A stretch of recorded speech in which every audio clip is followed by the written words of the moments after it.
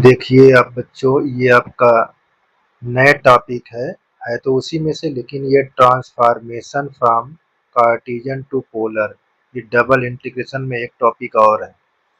ठीक है, इसलिए मैं इसको लिखा दिया हूँ क्योंकि अब जो क्वेश्चन पढ़ाऊंगा इसी माध्यम से पढ़ाऊंगा, डबल इंटीग्रेशन में। तो कुछ ऐसे सवाल हैं जो आपको ध्यान देना है, इसको जानना बहुत जरूरी है। Coordinate sometime it is found to be ये convenient to evaluate a double integral by transforming, देखो, transforming from Cartesian to polar coordinates. ठीक है, अगर आप पढ़ते रहे हो 11th में, लेकिन आप 11th में कटा रहा होगा तो नहीं पढ़ा, नहीं 11th में था ये। ठीक है ना। For this we can use the following formula with appropriate limit on the two sides। तो ये अब देखो इस फॉर्म में रहेगा तो इसको चेंज करना इस फॉर्म में। ठीक है, ये ध्यान देना। Here are d theta d r और d r d theta d is often called the polar equivalent of d x d y. ठीक है ना, सीधी सी बात है। आपका जब ये जो आप टॉपिक चलेगा, अगर ये चीज है तो उसके स्थान पे इसको चेंज कर देना है, बस आप इतना दिमाग लगाओ। यूपी बोर्ड वाले बच्चे या सीबीएसई हो तो इतना दिमाग को लगाओ, इसके स्थान पे इसको रखेंगे। जब क्वेश्चन आएगा तो हम बताएंगे।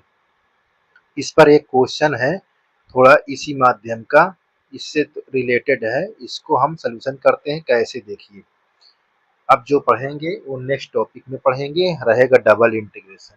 तो ये कैसे है क्वेश्चन, ध्यान से देखिए। इसको सोल्यूशन कैसे करना है, तो सब कुछ वही चीज है, कोई चीज चेंजिंग नहीं है। ठीक है ना। इवैल्यूएट करना है, कैसे करना है ये चीज ध्यान दीजिए। ये आपका लिखा रहेगा 0 to a 1 plus cos theta, ये आर स्क्वायर, ये cos थीटा, ये डी थीटा डी आर, ये चीज ध्यान देना है।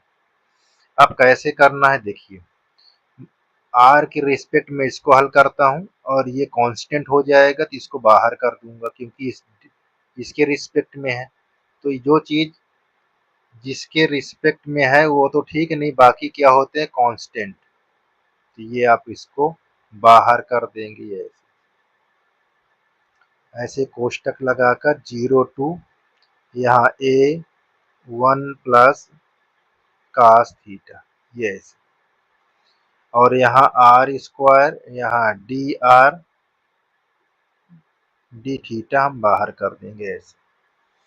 अब इसको हम सोल्यूशन करेंगे जैसे 12th में किए थे उसी प्रकार है, कोई दिक्कत इसमें नहीं है, सिर्फ आपको ध्यान देना है। देखो, इसको इंटीग्रेट करेंगे तो इसकी पावर कितनी हो जाएगी, 2 1 3 हो जाएगा, 3 से डिवाइड हो जाएगा, और यहाँ 0 और यहाँ a 1 plus cos थीटा, ये चीज यहाँ डी थीटा। ठीक, 1/3 को बाहर कर लेंगे, यहाँ आई लिखेंगे, 1/3 को बाहर कर लिए, ये 0 to पाई यहाँ cos थीटा। ठीक है, अब ये हमारे पास r³ 0 to a 1 plus cos theta, यहाँ डी थीटा। अब अपर लिमिट लोअर लिमिट इस पर रखेंगे, तो कैसे 1/3 0 to पाई cos थीटा, और यहाँ अपर लिमिट रखेंगे तो क्या हो जाएगा a 1 plus cos थीटा। ठीक, cos थीटा, ऐसे ब्रैकेट लगाओ और इसके ऊपर घात 3 कर दो। अब लोअर लिमिट रखो यहाँ 0। ठीक है, और इसके प्लेस पर हमारा क्या हो गया क्यूब। देखो दोनों लिमिट हो गई, अपर और लोअर। ठीक है, अब यहाँ से देखें इसको, तो ये आपका आई है, ये 1/3, यहाँ 0 to पाई। अब इसमें लिमिट जो पावर हटाओगे तो इसकी भी पावर लग जाएगी, इसमें भी पावर लग जाएगी। तो यहाँ cos थीटा ये इंटू यहाँ a क्यूब और 1 प्लस cos थीटा का होल क्यूब, ये ऐसे, ठीक है। और जीरो से कोई फर्क नहीं, जीरो काम खत्म हो गया, उसको हम लिखेंगे नहीं। तो यहाँ हमारे पास डी थीटा। अब इसको आप छोटी कक्षाओं में फार्मूले पढ़े थे क्या? छोटी कक्षाओं में क्या पढ़े थे देखिए, a प्लस बी का होल क्यूब, ठीक। इसको तोड़ते थे तो a cube plus B cube plus 3ab plus a plus B, 3ab कोष्टक में a प्लस बी, ये पढ़ते थे, ठीक है ना। तो इसी में मैं इसको ब्रेक कराऊंगा। अच्छा, a क्यूब कांस्टेंट है, इसको बाहर कर लो यहाँ।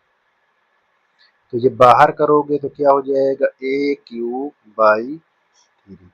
अब ये 0 to पाई और cos थीटा हम लिखे रहेंगे। इसको तोड़ेंगे फार्मूले में तो हो जाएगा 1 का क्यूब और cos क्यूब थीटा प्लस यहाँ 3, ये cos थीटा ब्रैकेट के अंदर 1 प्लस cos थीटा, यहाँ डी थीटा, ये चीज, ठीक है। अभी इसको और सिंप्लीफाई करेंगे, a क्यूब बाई 3, ये 0 to पाई, ठीक है। और यहाँ cos थीटा लिखा, इसको लिखा रहने दीजिए 1, यहाँ cos क्यूब थीटा, 3 से गुणा करा दोगे 3 cos थीटा, यहाँ 3 cos के पावर 4 थीटा, यहाँ ये लिख। अब देखिए cos से इसके अंदर गुणा कर देंगे, तब क्या होगा, देखिए 0 to पाई, जब गुणा कराएंगे तो हो जाएगा cos थीटा और यहाँ cos की पावर 4 थीटा, क्योंकि एक इसमें पावर है, ये 3 4 हो जाएगा।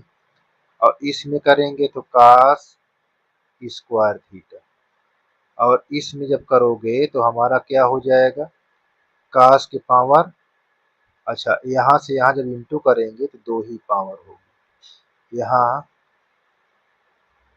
बात को देख लीजिए क्या होगा, देखिए जब इससे इसमें इंटू कराएंगे तो ये cos इससे, तो हमारे पास ये इंटू हुआ तो ये cos स्क्वायर था। अब इससे कराओगे तो यहाँ cos क्यूब थीटा हो जाएगा, यहाँ आपके पास 3, ठीक। देख लो, क्लियर है इतना, देख लीजिए। देखिए इसकी पावर ऑड है, इसकी पावर ऑड है, ठीक है। जब अब कब ऑड, कब इसमें पहचान करेंगे, जब इसकी लिमिट कैसे हो जाएगी, देखिए a क्यूब बाई यहाँ 3, लिमिट में हम क्या करें, पाई हमारे पास है तो इसमें 2 से भाग करा दें और 2 से गुणा। अब हम यहाँ पास अपना रूल लगाएंगे, कौन सा रूल लगाएंगे देखो, एक बार इसको हम लिख लेते हैं, cos थीटा, यहाँ cos की पावर 4 थीटा, ये 3 cos square theta, 3 cos cube theta, ठीक। ये 2 आगे आ जाएगा, देखिए 2 जब आगे आएगा तो इसको हम क्या लिखेंगे, यहाँ हो जाएगा 2a क्यूब बाई 3। अब देखो इसके साथ है आप 0 to pi by 2 cos theta लिख दीजिए, और यहाँ 0 to पाई बाई 2 cos की power 4 theta plus 3 0 to pi by 2 cos square theta plus यहाँ 3 0 पाई/2 कास क्यूब थीटा। ठीक है, ये बाहर हमारे पास। अच्छा, डी थीटा अब अंदर लगा देंगे, ठीक है ना सब में।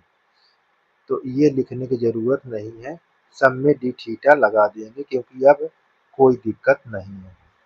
ये सब में डी थीटा, यहाँ डी थीटा। ये अब देखो, अब 12th में आपने देखा 0 से पाई/2 होगा कास थीटा। ठीक है, दो सब में लिखा था, ठीक ना, दो सबको, दो को हम बाहर कर लिए, दिक्कत। तो अगर ऑड नंबर रहता था तो उसकी वैल्यू कितना आती थी? 0। ये बात को ध्यान दें, आपने पढ़ा था 12 में कि 2 0 पाई/2 ऑड इवन पावर, तो सम संख्या है तो कोई बात नहीं, अगर विषम संख्या तो उसकी वैल्यू 0। देखो ये सम संख्या है, इससे हमको कोई मतलब नहीं है, ये हमारा हल किया जाएगा। तो यहाँ 4, यहाँ थीटा, ये डी थीटा। ठीक, अब यहाँ भी इवन नंबर है, इसको भी हम लिख लेंगे 0 to पाई/2 यहाँ कास स्क्वायर डी थीटा। ये ऑड नंबर है, इसकी भी वैल्यू हमारे पास 0 हो जाएगी। तो ये इसका काम खत्म हो गया। ठीक, 2a³ अच्छा, ये सारे चीज 12th का ही है, लेकिन आप 12th में पढ़ा ही नहीं। ठीक, उसमें नवाब बने थे इसलिए नहीं आ रहा है। अब जो बच्चा पढ़ा है उसके लिए तो ये आसान है, वो तो समझ जाएगा। ठीक है, बहुत से बच्चे हीरो बने रहते हैं तो कहाँ से आएगा। देखिए कास स्क्वायर, ये डी थीटा। अब बच्चा हम क्या करेंगे, अब इसको हम वाइलिज फार्मूले से इसको ब्रेक करा देंगे। किस फार्मूले से? वाइलिज फार्मूले से। यहाँ इधर लिख लेते हैं, ये यूजिंग बाई वाइलिज फार्मूला। हमने इसको रिडक्शन में बताया था, ठीक है ना। वो क्या होता है, चलिए देखते जाते हैं। यहाँ 2a³ बाई 3, इसको जब ब्रेक कराओगे भैया, देखो हमारे पास, ये बात को ध्यान देना, इसको जब ब्रेक कराओगे कैसे होता है, देखिए ये 4 है तो इसमें एक जुड़ जाएगा और 2 से भाग फैक्टोरियल, इसके नीचे हमारा 2। ठीक है, तो ये 4 हमारा पूरा लिखा रहेगा। क्या लिखा रहेगा? 4 हमारा पूरा पूरा होगा। ये हमारे फार्मूले में हमने सीखा था, ठीक है ना। ये तो ये चीज आपने ठीक सीखा। 4 है तो यहाँ 4 लिखकर 2 से डिवाइड कर देंगे, फैक्टोरियल सिंबल है। अब प्लस इसके लिए, अच्छा सम संख्या है तो पाई से गुणा भी हो जाएगा। अब यहाँ पास 3, इसी प्रकार ये है 2 है तो इसको कैसे, फैक्टोरियल यहाँ लगाएंगे सिंबल, और 3/2, 2 में एक जोड़ के 2 से भाग करा देंगे और पाई से गुणा कर देंगे क्योंकि सम संख्या है। और यही चीज हम नीचे ले जाकर, 2 है यहाँ पास, ठीक है, तो उसको भी हम नीचे ले जाएंगे तो कितना हो जाएगा ये। अच्छा ये 4 था तो 2 जोड़ेंगे तो ये 6 हो जाएगा, ठीक है। और ये 2 है, 2 जोड़ेंगे तो ये हमारा कितना हो जाएगा, 4/2। ये हमारा हमने सूत्र में पढ़ा था वाइलिज फार्मूले में, ये बात को ध्यान देना है। ठीक, तो अब इसको ब्रेक कराओ, देखो 2/3 हो जाएगा, ये 2a³/3। इसको ब्रेक कराओगे तो हर इसमें फ्रैक्शन है तो इसमें से 2 घटाओगे तो क्या बचेगा, 3/2। फिर 2 घटाओगे 1/2, यहाँ पाई लिख देना। इसके नीचे हमारा 2/3, 2 लिखा रहेगा, 2 और 1 हो जाएगा। ठीक है, इतनी बात ध्यान देना है। और अब नेक्स्ट वाले में क्या है, ये 3 पहले से लिखा हुआ है 3/2 है तो इसमें 2 घटाओगे तो 1/2, यहाँ पाई लिख देना है। और इस वाले में देखो 2 करोगे तो 2 का 1 ही आएगा। ये इतना, इसको पढ़ना बहुत जरूरी है आप लोगों को। देखो इससे सब में गुणा कराओ तो कितना हो जाएगा, यहाँ 2a³/3। तो ये देखो 2 दूना 4 दूनी 8 दूनी 16, यहाँ 3π/16 हो जाएगा। ठीक, अब देखो ये 2 दूना 4, यहाँ 3π/4। अब 3π/4 कॉमन लो या तो ना लो, इसको डायरेक्ट एलसीएम से हर कर दो। एलसीएम क्या होगा, यहाँ 16। देखो 16, यहाँ 3π, 4 चौक 16। देखो 4 चौक 16 और 4 तिहाई 12।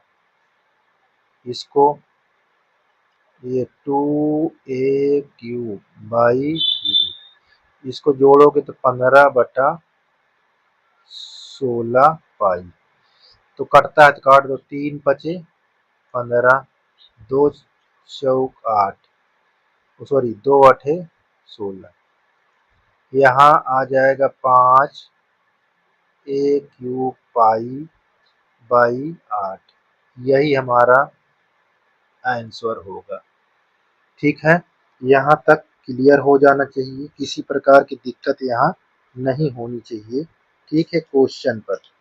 ठीक, अब इसका हम टॉपिक चेंज हो चुका है, अब इसी पर आपको आधारित रहेगा, आप ध्यान दीजिए। ठीक है, चलिए।